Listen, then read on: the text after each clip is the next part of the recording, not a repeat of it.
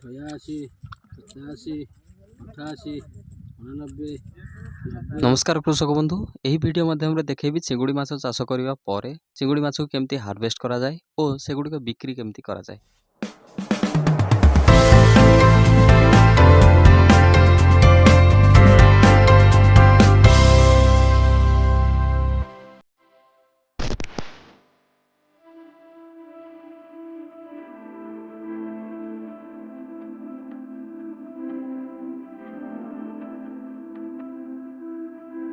ଚିଙ୍ଗୁଡ଼ି ଗୁଡ଼ିକ ମାର୍କେଟେବୁଲ୍ ସାଇଜ୍ ହେବା ପରେ କିମ୍ବା କୌଣସି ରୋଗଜନିତ ମୋର୍ଟାଲିଟି ଦେଖାଗଲେ ତାକୁ ଆମେ ବିକ୍ରି କରିବା ପାଇଁ ସ୍ଥିର କରୁ।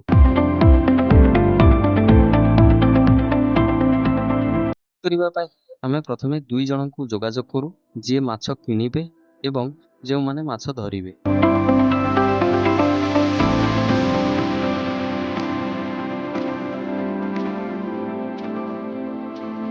ଜାଲପାଟି ସେମାନଙ୍କ ଟିମ୍ 10 ରୁ 12 ଜଣ କିମ୍ବା ପୋଖରୀ ବଡ଼ ହେଲେ 15 ରୁ 20 ଜଣ ମଧ୍ୟ ଦରକାର ହେଇଥାଏ।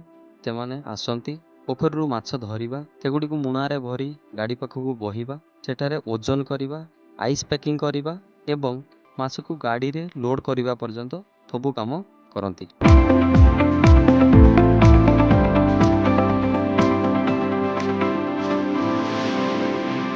ଦ୍ୱିତୀୟରେ ଆମେ ଯେଉଁ ମାଛ କିଣିବା ପାର୍ଟି ସହିତ ଯୋଗାଯୋଗ କରୁ, ସେମାନେ ଫାଇନାନ୍ସର, ମିଡିଲମ୍ୟାନ୍ କିମ୍ବା ଏକ୍ସପୋର୍ଟର ହୋଇପାରନ୍ତି।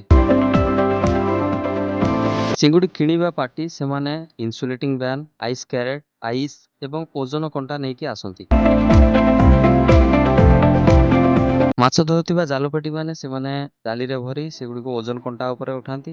ଏପଟରେ ମାଛ କିଣିଲା ବାଲା ଏବଂ ଚାଷୀ ଉଭୟ ଖାତାରେ ସେଗୁଡ଼ିକୁ ଲେଖନ୍ତି ଏବଂ ହିସାବ କରନ୍ତି।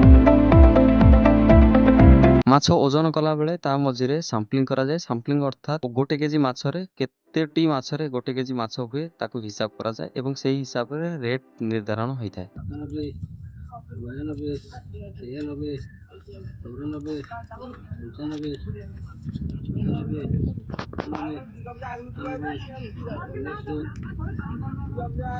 ମାଛ ଭିତରୁ ମଲା ମାଛ ଡିସି ବାହାରିଲେ ସେଗୁଡ଼ିକୁ ବାହାର କରି ଦିଆଯାଏ ଏବଂ ଫ୍ରେଶ୍ ମାଛକୁ ଓଜନ କରାଯାଏ।